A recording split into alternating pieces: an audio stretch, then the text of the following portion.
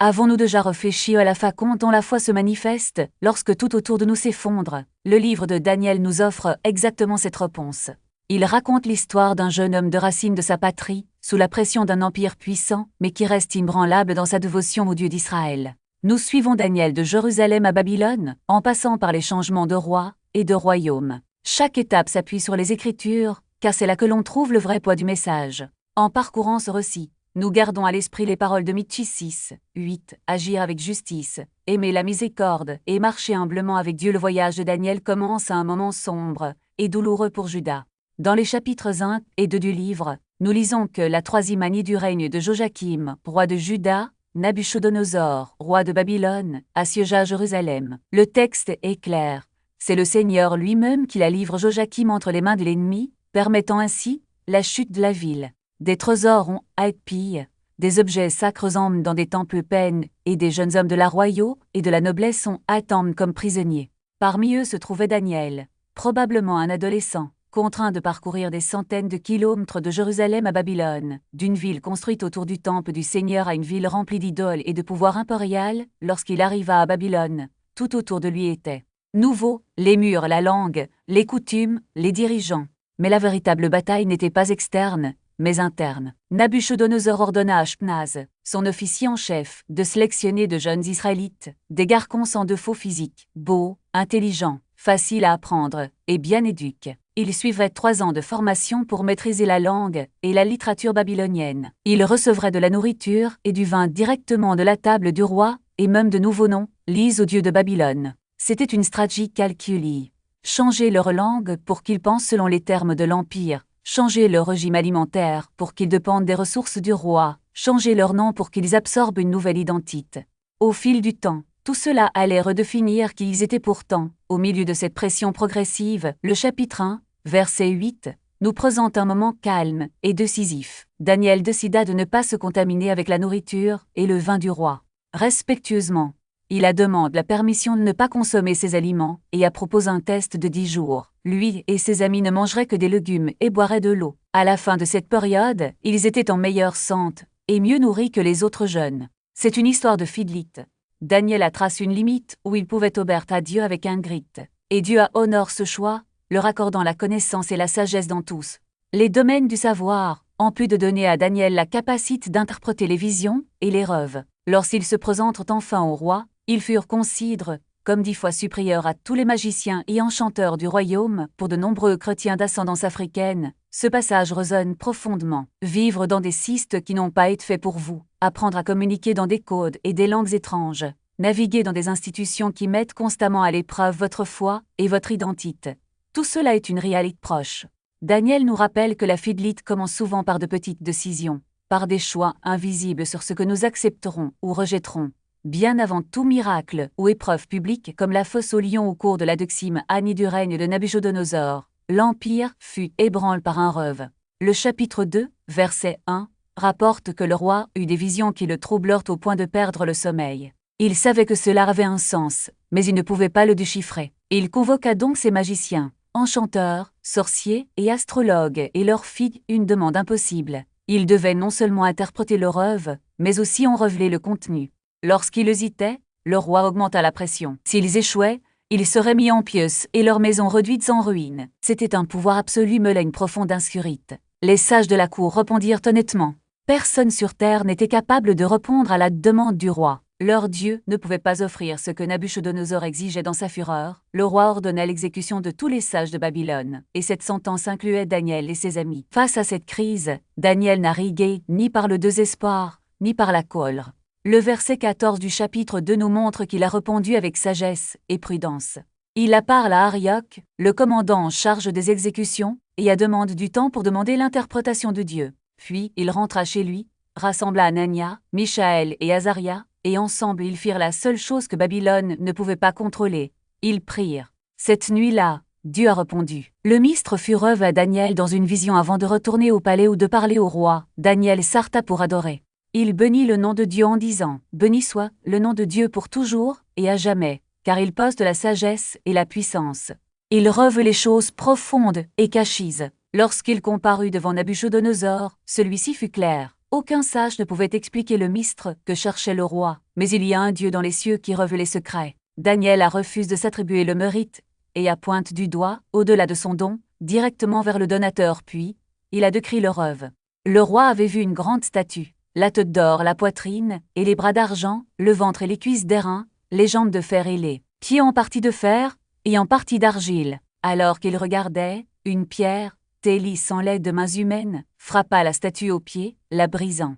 L'image entière s'est effondrée en poussière, emportée par le vent. Mais la pierre grandit jusqu'à devenir une grande montagne, remplissant toute la terre. Daniel a expliqué que Babylone était la tête d'or. D'autres royaumes émergeront plus tard, chacun avec ses propres forces et faiblesses. Cependant, ils seraient tous temporaires. Au jour de ces rois, le Dieu du ciel établirait un royaume qui ne serait jamais détruit, un royaume qui ne serait pas remis à un autre peuple. Nabuchodonosor, l'homme le plus puissant du monde connu, se prosterna devant un jeune exil et confessa: « Assurément, votre Dieu est le Dieu des dieux, le Seigneur des rois et le révélateur des mystères. » Daniel fut promu à un poste élève et utilisa cette influence au profit des autres, assurant des positions à Shadrach, Meshach et Abednego dans l'administration de Babylone pour de nombreux membres de la communauté chrétienne noire. Ce chapitre parle d'une réalité vécue. Les schistes peuvent être hostiles, les dirigeants instables, mais Dieu accorde une sagesse qu'aucune institution ne peut produire. Il continue de révéler, guider et susciter des témoins en position de pouvoir pour rappeler au monde que tout empire est éphémère, mais que son royaume est éternel. Le chapitre 3 de Daniel commence par une démonstration de puissance et de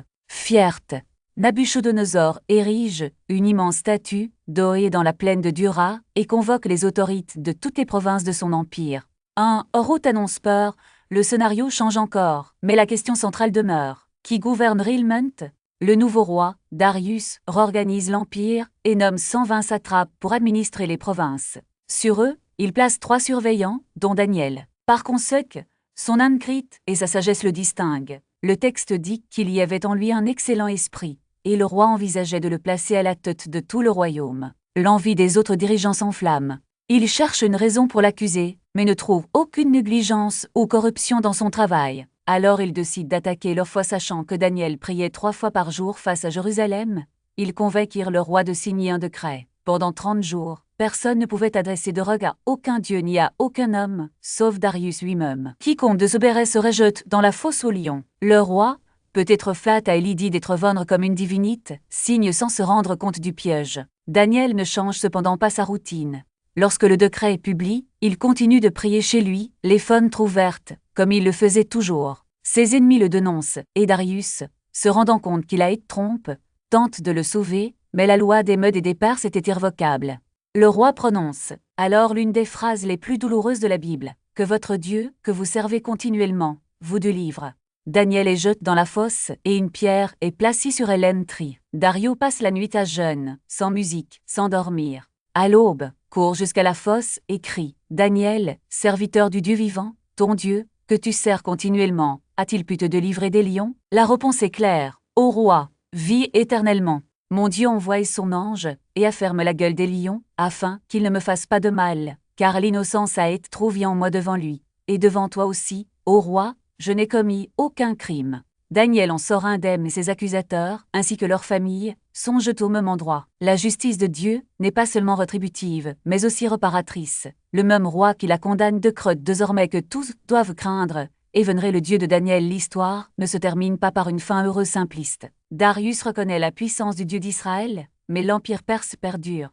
L'oppression ne disparaît pas, elle change simplement de forme. Ce qui reste, c'est le témoignage. Au milieu de schistes qui exigent une noyau absolu, il y a ceux qui refusent de se mettre à genoux. Pour les communautés qui connaissent le fardeau de vivre sous des lois injustes, depuis les décrets qui soutenaient l'esclavage jusqu'aux politiques qui perpétuent les inégalités, l'histoire de Daniel dans la fosse aux lions est un rappel. La fidélité ne dépend pas de l'absence de danger, mais de la présence de Dieu en danger. Les lions rugissent, mais leur gueule peut être fermée. La pierre peut être scellée. Mais l'ange descend quand même. Le livre de Daniel évolue vers des visions apocalyptiques, où les empires s'élèvent et s'effondrent comme des bêtes sauvages qui dévorent et sont dévorisent. Mais même dans ces images obstantes, il y a une promesse. Le Dieu du ciel établira un royaume qui ne sera jamais détruit. Il ne s'agit pas d'un royaume construit par des mains humaines, mais d'un royaume qui écrasera et consumera tous ces royaumes et sera établi pour toujours. L'espoir ne réside pas dans la force des empires, mais dans la fragilité des filles de qui, comme Daniel, Shadrach, Mishak et Abednego, choisissent d'obéir à un plus grand roi. Dans un monde où le pouvoir se mesure à la taille des statues d'or, au nombre de lions dans la tanière ou à la longueur des décrets, le livre de Daniel insiste. Le vrai pouvoir est celui qui se revêt dans la fournaise, dans la tanière, dans l'écriture sur le mur. Et ce pouvoir n'appartient pas au roi de la terre, mais au Dieu qui règne sur eux tous montre quelque chose, c'est que la fidélité n'est pas une stratégie pour échapper aux épreuves, mais une posture qui les affronte de front. L'empire change de main, les décrets se multiplient et les lions rugissent, attendant une proie facile. Mais Daniel ne plie pas. Sa routine de prière n'était pas un rituel vide de sens mais un acte de résistance silencieuse, 3 fois par jour, à genoux, face à Jérusalem, comme s'il disait au monde, « Mon Dieu n'est pas confiné à un trône d'or, et il n'a pas non plus besoin de la permission d'un roi pour agir. » Ses ennemis s'attendaient à ce qu'il se cache, qu'il négocie, qu'il se domme moins un peu. Mais Daniel ne connaissait pas de juste milieu. Son dévouement n'était pas un accessoire, mais l'essence de qui il était. Le roi Darius, pris à son propre piège, découvre trop tard que les lois des Mèdes et des Perses étaient plus inflexibles que sa propre conscience. Lorsque la pierre est roulée sur la tombe, le sceau royal n'est pas seulement un symbole d'autorité. C'est la marque d'une puissance terrestre essayant de contenir ce qui ne peut l'être. La nuit qui suit est une leçon sur qui règne vraiment. Tandis que Darius passe des heures éveillé, jeûnant et tourmente par la culpabilité, Daniel dort, ou plutôt se repose, en présence du Dieu qui ferme la gueule des lions. Il n'y a aucun désespoir dans sa voix lorsqu'il répond au roi à l'aube. « Mon Dieu envoie son ange, et ferme la gueule des lions. Ils ne m'ont fait aucun mal, car j'ai été reconnu innocent devant lui. » L'innocence n'est pas ici une déclaration de perfection, mais d'alignement avec la volonté de Dieu. Les lions ne le toucheront pas car, pour eux, Daniel n'était pas une proie, mais un fils du roi qui les avait créés. La justice qui fait de faute à Daniel est la même qui se retourne contre ses accusateurs. Les hommes qui ont tendu le piège sont jetés dans la fosse, et en quelques secondes, ce qui était un piège devient leur propre épreuve. Les lions, autrefois silencieux, ne montrent désormais aucune pitié. L'ironie est claire. Le même Siste qui tentait d'utiliser la loi pour détruire une personne juste est utilisé par Dieu pour exalter sa justice. Darius, le roi qui assigne le décret en signe maintenant un autre, un édit qui résonne dans tout l'Empire. Que les gens de tout mon royaume craignent et vénèrent le Dieu de Daniel, car il est le Dieu vivant, qui dure éternellement. Son royaume ne sera pas détruit et sa domination n'aura pas de fin. Ce qui a commencé comme une persécution se termine par une proclamation. Ce qui semblait être une défaite s'avère être une victoire. Et Daniel, l'homme qui a refusé d'arrêter de prier, continue de prospérer, non pas parce qu'il a échappé à la fosse, mais parce qu'il n'a jamais cessé de faire confiance au Dieu qu'il y a mis. Mais l'histoire de Daniel ne se termine pas avec les lions réduits au silence ou avec un roi loin Dieu. À partir du chapitre 7, le livre prend un tournant. Les récits de cours cèdent la place aux visions, et ce qui était autrefois une histoire de résistance personnelle se transforme en une révélation cosmique. Daniel voit ce que peu de gens voient, la scène de l'histoire vue du ciel. 4 bêtes émergent d'une mer turbulente, chacune représentant un empire qui va s'élever et s'effondrer. Depuis la terre, ces royaumes semblent invincibles, leurs statues d'or brillent au soleil, leur armise marche avec précision. Mais d'en haut, ce sont des bêtes affamées, voraces et temporaires. Parmi eux apparaît l'Ancien des jours, vêtu de blanc comme neige, dont le trône est une flamme de feu. Les livres sont ouverts, le jugement commence. Et puis, au milieu du chaos des nations, apparaît quelqu'un comme un fils de l'homme, venant avec les nuits du ciel. Il reçoit l'autorité, la gloire et la domination éternelle. Même si les empires humains s'effondrent comme de la poussière, ce royaume ne disparaît pas. C'est la promesse qui traverse tout le livre. Le Dieu qui règne sur les rois de la terre règne aussi sur le temps. Les visions se succèdent, toutes plus intenses les unes que les autres. Dans Daniel 8, un bélier et une chèvre symbolisent l'ascension et la chute des empires médo-perses et grecs, avec des détails si précis que des siècles plus tard, il hante encore les érudits. L'histoire n'est ni un accident, ni un cycle de nu de sens. Dieu le déroule sous son regard, et chaque bataille, chaque conquête, chaque exil fait partie d'un plan plus vaste. Dans Daniel 9, le prophète est face contre terre, en prière. Il lit Jérémie, comprend que le temps de l'exil touche à sa fin, et répond par des aveux. Il ne cherche pas à justifier le péché de son peuple, ni à minimiser sa rébellion. Au lieu de cela, il fait appel au caractère de Dieu. « Seigneur, tu es grand et digne d'être craint, tu es miséricordieux et indulge, même lorsque nous ne le méritons pas. » La réponse se présente sous la forme de 70 semaines. Une chronologie divine de jugement, de restauration et d'espérance messianique. Daniel n'obtient pas toutes les réponses, mais suffisamment pour savoir que Dieu n'a pas abandonné son peuple. Les derniers chapitres plongent encore plus profondément dans la révélation. Daniel voit le conflit spirituel derrière les événements terrestres, la lutte entre les principautés et les puissances, la persécution des saints et finalement la délivrance. Dans Daniel 12, la vision atteint son apogée. Il y aura un temps de détresse comme il n'y en a pas eu depuis qu'il existe jusqu'alors une nation. Mais la promesse est claire. Tous ceux dont les noms sont écrits dans le livre seront libres. Il y a même un aperçu de la résurrection. Beaucoup de ceux qui dorment dans la poussière de la terre se réveilleront. Daniel, l'homme qui a survécu à la fosse aux lions, est désormais invité à se reposer. Va, Daniel, car ces paroles sont closes et s'élisent jusqu'au temps de la fin. Toi cependant, va ton chemin, car tu te reposeras, et à la fin des jours, tu te leveras pour recevoir ton héritage. Son histoire ne se termine pas avec sa mort, mais est certaine jusqu'au jour où Dieu rendra toutes choses nouvelles. Quand on regarde le livre dans son ensemble, le chemin est indubitable. Dans Daniel 1, il est fidèle dedans. Les petites choses, il refuse de se souiller, même si cela signifie manger des légumes au lieu des feux royales. Dans Daniel 2, face à la menace de mort, il cherche Dieu dans la prière, rassemblant ses amis pour implorer miséricorde. Dans Daniel 3, ses compagnons sont intransigeants dans leur adoration, ils ne s'inclinent pas, même si la fournaise en est le prix. Dans Daniel 4 et 5, il dit la vérité au pouvoir, annonçant le jugement au roi arrogant même lorsque cela le met en danger. Dans Daniel 6, il est constant dans sa dévotion, priant, comme il a toujours prié, malgré la menace de mort. Et dans les chapitres 7 à 12, il reste ferme sur les promesses de Dieu, recevant des visions qu'il ne verra pas se réaliser de son vivant, mais faisant confiance à celui qui les a données pour ceux qui vivent sous pression, dans des systèmes qui ne reconnaissent pas leur foi, dans des temps qui semblent de plus en plus hostiles. Daniel est un phare. Vous pouvez être entouré de décrets qui tentent de faire taire votre voix, de structures qui ne respectent pas votre dignité, de regards suspects ou de lois qui restreignent votre liberté. Mais le message de Daniel est clair. Dieu règne toujours sur les royaumes de la terre. Il parle toujours à travers sa parole et son esprit. Il soutient toujours son peuple, non pas en le retirant de chaque Babylone, mais en le préservant au milieu d'elle, jusqu'à ce que son royaume inébranlable soit pleinement revenu. La fidélité n'est pas une garantie de l'absence d'épreuves, mais la certitude que même dans les tanières les plus sombres, le Dieu qui afferme la gueule des lions est preuse. Et à la fin, ce qui provaut n'est pas le rugissement des bœufs, mais la voix de celui qui dit « Je suis l'alpha et l'oméga, qui était, et qui vient, le Tout-Puissant. » Renforce votre foi, je veux vous inviter à répondre. Prenez un moment pour vous abonner à la chaîne, pour ne rien manquer de ce qui s'en vient. Aimez cette vidéo, pour qu'elle puisse toucher davantage de frères et sœurs qui ont besoin d'encouragement. Et si Dieu a parlé à votre cœur aujourd'hui, laissez le numéro 77 dans les commentaires, comme une simple confession. Seigneur, garde-moi, fille de la Babylone. Partagez ce message avec quelqu'un qui fait face à des pressions, à la tentation ou à la peur, et qui a besoin de courage pour tenir bon. Prions. Nous te remercions pour le témoignage de Daniel, pour une vie qui nous montre ce qu'est la fidélité lorsque le monde tremble autour de nous. Apprends-nous à être fidèles dans les petites choses, quand personne ne regarde, et courageux dans les grandes épreuves, quand le prix est élève.